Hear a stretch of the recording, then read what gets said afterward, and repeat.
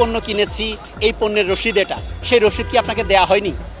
আমরা তো 12 মাস কাল খেজুর বেচি, আমরা তো ওরকম স্লিপ আনি না, ঠিক আছে?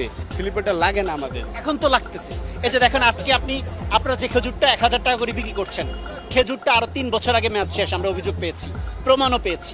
তাহলে 3 বছর আগে যে খেজুরটার মেয়াদ শেষ, এই খেজুরটা এতদিন কার কাছে ছিল? এই খেজুরটা অথচ আমরা বলতে পারবো না। ওই যে নামতেছি, স্টোরেতে নামাইতেছে, দোকানে আসতেছে, আমরা আনতেছি, কিনে দেখতেছি, আমরা আইনা বেচতেছি। কিন্তু এই প্রতারণাগুলো তো কারা করে? তো এই প্রতারণা তো ভাইয়া করে, তো যারা ব্যবসা করে বড় বড় ইনভোটাররা তারাই করে। এটা এরকম ব্যবসা তো আমরা পাই, যেরকম মাল বেচি। আপনার এই যে একটা মুখ আলা একটা মুখ ছাড়া দুইটা নিচ্ছেন, একটা ভাঙলাম, একটার ভিতরে পোকা পাচ্ছে, একটার ভিতরে পোকা পান। আমরা তো এরকম সব খেজুর তো ভাঙতে পারি না, ঠিক আছে? এটাও কি সবগুলো খেজুর এভাবে ভেঙে নিতে পারবে? নিতে পারে না। তাহলে এইভাবে তো আমরা লইতে আছি আর ব্যস্ত আছি। এটাকে কি এক ধরনের প্রতারণা বলা যায়? অবশ্যই এটা বাংলাদেশে এরকম হতে পারে, বাংলাদেশের মানুষ করে এটা ভাই।